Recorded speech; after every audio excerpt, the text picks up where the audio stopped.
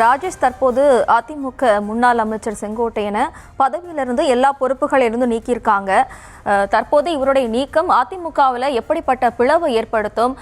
முன்னாள் அமைச்சர் செங்கோட்டையின் ஆதரவாளர்கள் கட்சியை விட்டு விலக வாய்ப்பு இருக்குதா? விவரம். செங்கோட்டையனை பொறுத்த வரையிலே அது ஒரு பெரிய பிளவை கட்சிக்குள் ஏற்படுத்தும் என்று யாரும் அதிகமாக நம்பவில்லை.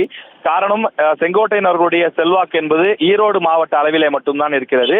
ஒரு 10 ஆண்டுகளுக்கு முன்பு அவருடைய செல்வாக்கு தமிழ்நாடு முழுக்க இருந்தது. காரணம், ஜெயலலிதா அவர்களுக்கு மிக ஒரு நெருக்கமான 4 அமைச்சர்களிலே ஒரு அமைச்சராக செங்கோட்டையன் இருந்தார்.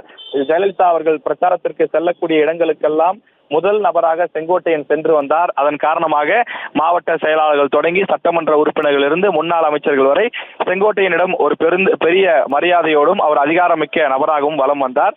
ஆனால் சமீபத்திலே அவருக்கு எந்த விதமான ஒரு முக்கிய பதவிகளும் கிடையாது. அவர் வெறும் ஈரோடு மாவட்ட செயலாளர் என்ற அளவிலே சுருங்கிவிட்டார். அவர் ஒரு கண்ணியமான மனிதர், ஒரு நேர்மையான மனிதர், ஒரு நல்ல பண்பாளர் என்ற அடிப்படையில் அனைவரிடத்திலும் அவருக்கு மரியாதை இருக்கின்றது. ஆனால் வாக்குகளாக மாறுமா? அவர் சொன்னால் கட்சியை விட்டு வெளியேறுவார்களா? தன்னுடைய செல்வாக்குக்கு அவர்கள் செவிசாய்ப்பார்களா என்பதையெல்லாம் நாம் பொறுத்திருந்துதான் பார்க்க வேண்டும். நாம் விசாரித்த வரையிலே செங்கோட்டையனை பொறுத்த வரையிலே அவர் ஒரு ஈரோடு மாவட்ட செயலாளர் என்ற அளவிலே தான் சுருங்கி இருக்கின்றார். அவருடைய செல்வாக்கு ஈரோடு மாவட்டம், குறிப்பாக பவானி, அங்க இருக்கக்கூடிய அந்த அந்தியூர் தொகுதி, அதே போல கோபிச்செட்டிப்பாளையம், இது போன்ற ஒரு சில தொகுதிகளில் தான் இருக்கிறது. குறிப்பாக கோபிச்செட்டிப்பாளையத்தில் அவர் தொடர்ச்சியாக ஒரு 7 முறை வெற்றி பெற்றிருக்கிறார். 9 முறை அவர் சட்டமன்ற உறுப்பினராக செயலாற்றி இருக்கின்றார். தமிழ்நாடு